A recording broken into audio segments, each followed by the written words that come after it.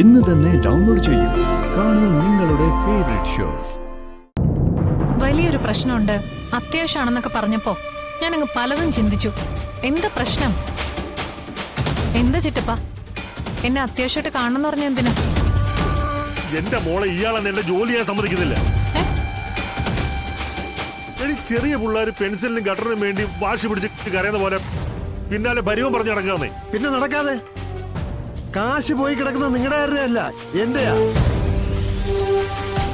അത് ഒന്നും രണ്ടും അല്ല, 15 കോടിയാ. എനിക്ക് അതിലൊരു തീരുമാനം ഉണ്ടാവണം. എടോ, അപ്പൊ ഇതിനായി ഞങ്ങൾ ഉപയോഗിച്ച ഞങ്ങളുടെ ബ്രെയിൻ വർക്കിന് യാതൊരു വിലയുമില്ലേ? അതീ പറഞ്ഞു കൂടിയൊക്കെ വലുതാണോ?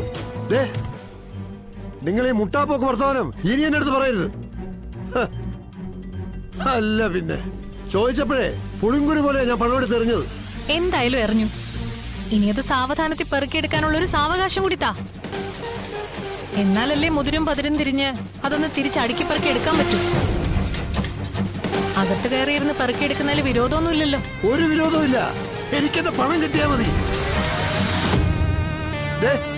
നിങ്ങൾ രണ്ടുപേരും അറിയാൻ വേണ്ടി പറയുക, ആ രോഹിത് എന്ന് പറയുന്നവന്റെ കൈയും കാലും തല്ലിയൊടിച്ച് അവന്റെ കയ്യിൽ നിന്ന് ആ പ്രമാണം എഴുതി വാങ്ങിക്കാതെ എനിക്ക് ഉറക്കം വരികയില്ല. അത് എന്റെ കയ്യിൽ കിട്ടുന്നവരെ നിങ്ങൾ രണ്ടുപേരും ഞാൻ ഉറക്കുകയില്ല. കാരണമേ എന്റെ കാശിന് എനിക്ക് ദണ്ണമുണ്ട്. കേട്ടില്ലടി, മലേഷ്യയിൽ കോടികൾ കൊണ്ട് അമ്മാനെ പണിത വലിയ ബിസിനസ് മാഗ്നറ്റ് ആണ്. ഒരു 15 കോടിക്ക് വേണ്ടിട്ട് ഇരുന്ന് കരയുന്ന കണ്ടപ്പോ എനിക്ക് സങ്കടം തോന്നുവാണോ? എടോ, ഞാനാണെങ്കിലേ പോട്ട് പുല്ലെന്ന് പറഞ്ഞ് കളഞ്ഞിട്ട് പോയനെ. അത് എത്ര കോടിയാണെങ്കിലും അഭിമാനം അടിയറ വെച്ചുള്ള ഒരു പരിപാടിക്കും ഈ ചന്ദ്രബോസിനെ കിട്ടില്ലടോ. എനിക്ക് ഇച്ചിരി അഭിമാന കുറവുണ്ട്. അതൊരു കുറച്ചിലായി എനിക്ക് തോന്നുന്നില്ല. അതെ, നിങ്ങൾ ഇങ്ങനെ ആവശ്യമില്ലാത്ത കാര്യത്തിന് വെറുതെ സംസാരിച്ച് മുഷിച്ചിലുണ്ടാക്കിയിട്ട് കാര്യമില്ല. എത്രയും പെട്ടെന്ന് അവന്റെ കയ്യിൽ നിന്ന് അത് എഴുതി വാങ്ങിക്കാനുള്ള വഴി നോക്കണം. അത് ഏത് രീതിയിലാണോ ആ രീതിയിൽ.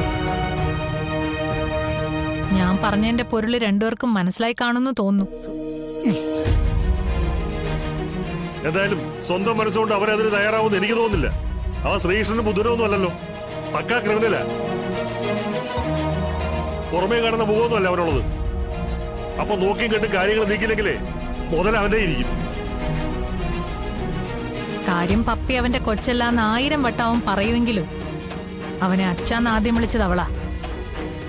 ആ ഒരു സോഫ്റ്റ് കോർണർ അവന്റെ ഉള്ളിൽ എവിടെയോ കിടപ്പുണ്ട്. നമുക്കതൊന്ന് ഉയർത്തിക്കൊണ്ടുവരണം.